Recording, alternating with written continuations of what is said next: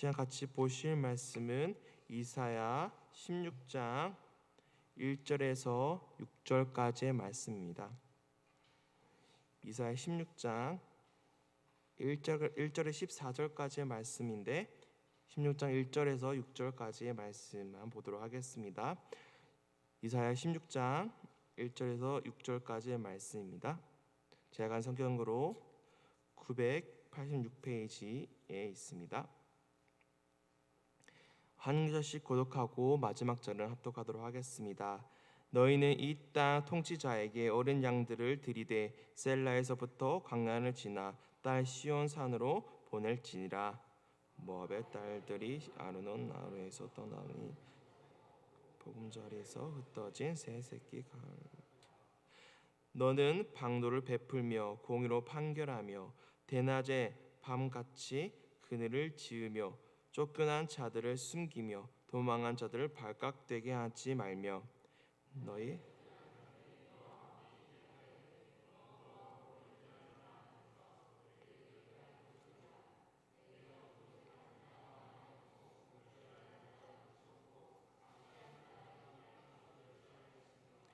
다윗의 장막이 인자함으로 왕위가 굳게 설 것이요 그 위에 앉을 자는 충실함으로 판결하며 정의를 구하며 공의를 신속히 행하리라. 같이 읽겠습니다. 우리가 모압의 교만을 들었나니 심히 교만하도다. 그가 교만하며 분노함도 들었거니와 그의 자랑이 헛되도다. 아멘. 다시 기도하도록 하겠습니다. 하나님 감사합니다. 하나님께서 맡긴 이 말씀을 통하여 대언합니다. 전하는 자나 듣는 자나 이 말씀을 듣고 또 오늘 하루 하나님 말씀 안에 살아갈 수 있도록 도와주시옵시고 하나님께 순종함으로 하나님께서 합당한 예배자로 살아갈 수 있도록 하나님께서 인도해 주시옵소서. 오늘 예배 가운데 귀를 기울일 줄 믿습니다. 성령께서 함께 동행해 주시옵소서. 감사합니다. 예수님 이름으로 기도드립니다. 아멘. 16장에 이어서 모압에 대한 하나님의 심판을 보고 있습니다. 그러나 하나님은 모압에게 기회를 주고 있는 것으로 보입니다. 선지자 이사야를 통해 모압이 살 길을 제시하고 있습니다. 모압은 아브라함 롯의 큰 딸의 후손입니다.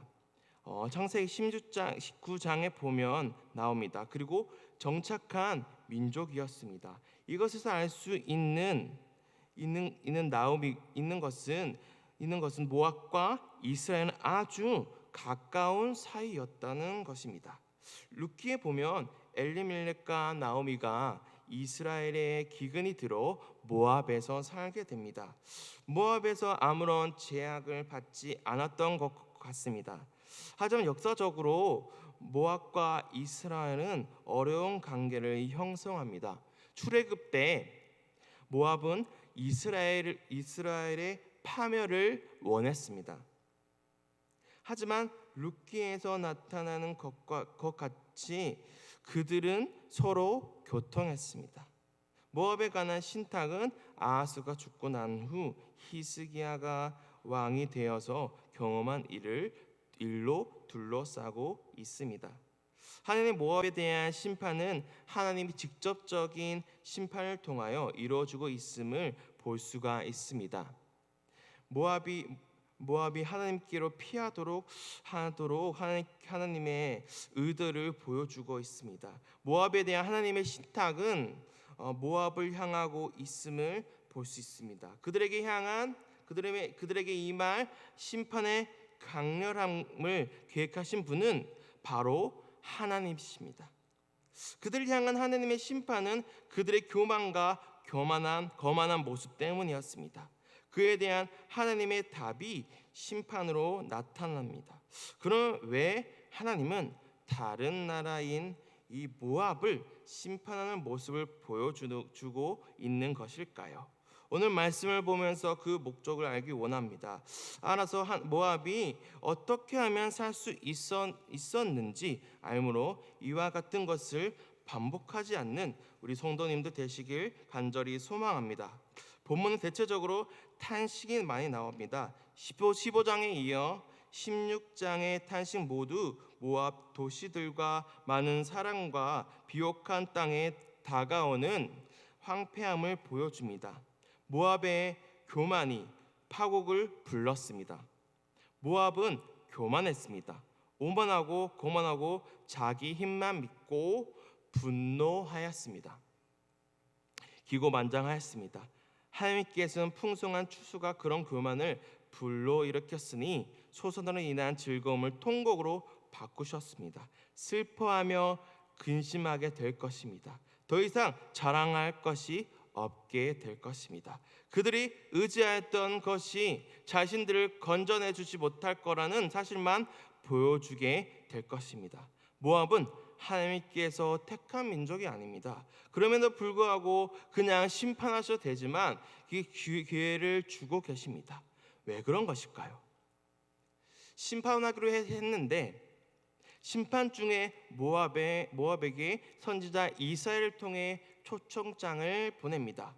위기에 있는 모압에게 보내진 이 초청장은 예루살렘에 있는 다윗 성막으로 피하라는 내용입니다. 우리 1, 2절인데요. 1, 2절 제가 읽도록 하겠습니다. 16장 1, 2절 너는 이 땅 통치자에게 이런 양들을 들이되 셀라에서부터 광야를 지나 딸 시온산으로 보낼지니라. 모압의 딸들은 아르논 나루에서 떠다니는 새 같은 보금자리에서 흩어진 새 새끼 같을 것이라. 모압 왕에게 보내라고 한 이 어린 양은 열왕기하 3장 4절을 보면 모압 왕 메사는 양을 치는 자라. 새끼 양 10만 마리의 털과 순양 10만 마리의 털을 이스라엘 왕에게 바치더니 이 모압 왕 메사가 이스라엘에게 바쳤었음을 볼 수가 있습니다. 이와 마찬가지로 어린 양을 셀라에서부터 광야를 지나 시온 곧 예루살렘을 보내라는 것입니다. 이는 모압에게 예루살렘을 피할 것을 권하고 있는 것입니다. 왜냐하면 모압의 안전을 보장할 수 있는 것은 딱 한 곳밖에 없기 때문입니다. 다윗 왕의 집이 있는 곳 예루살렘을 말하고 있습니다. 셀라는 일반적으로 선지자의 이름이지만 여기서는 바위나 낭떠러지를 의미할 수도 있습니다. 안전한 예루살렘은 딸 시온으로 의논하는 것으로 생각할 수 있습니다.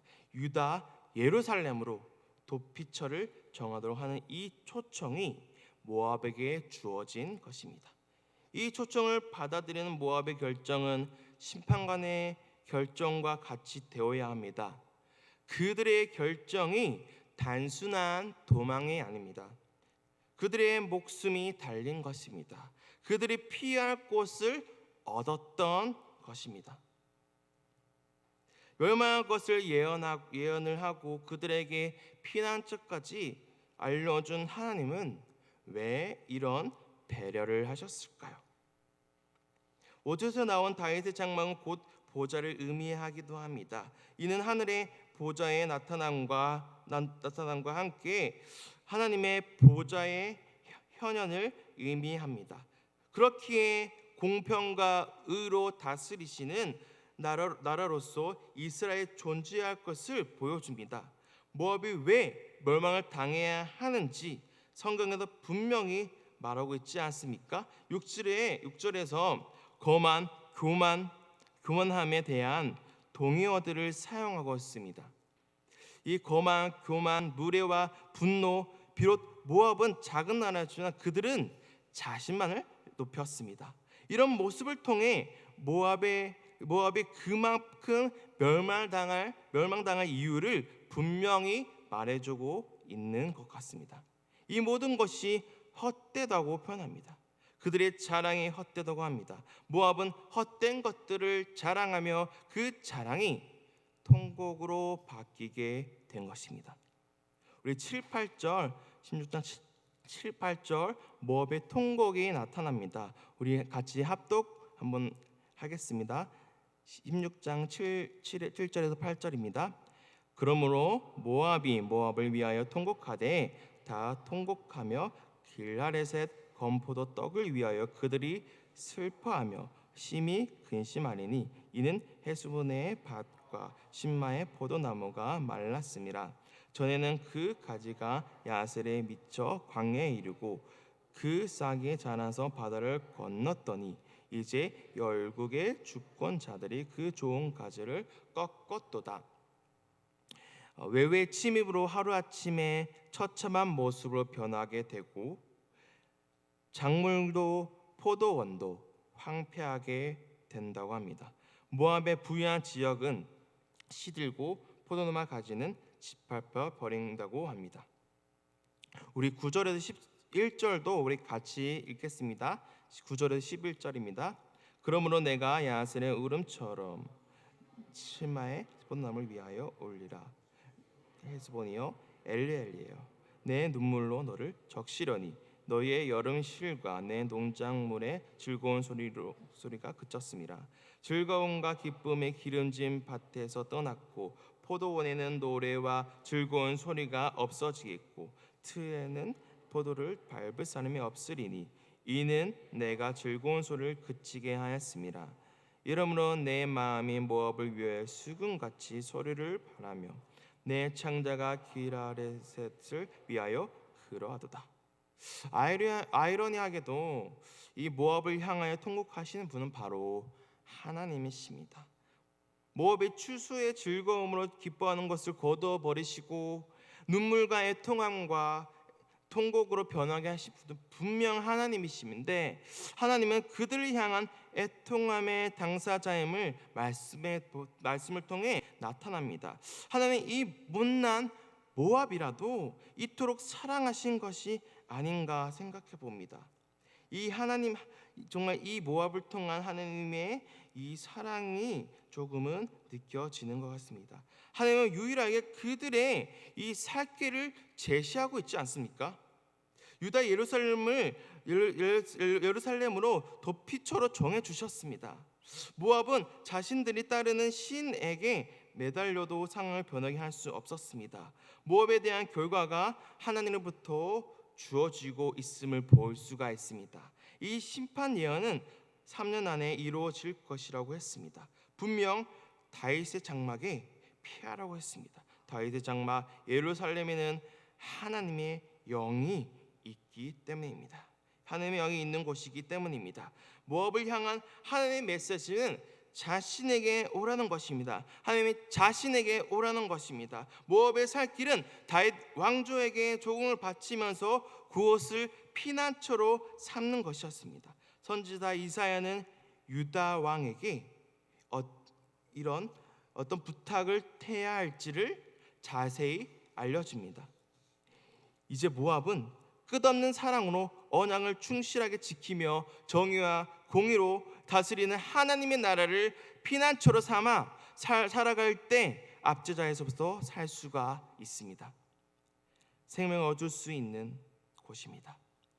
모압이 있었던 신, 모압이 믿었던 신, 의사숭배를 향한 심판은 이스라엘만을 향하지 않고 이방 나라에게도 향하고 있음을 보여주고 있습니다.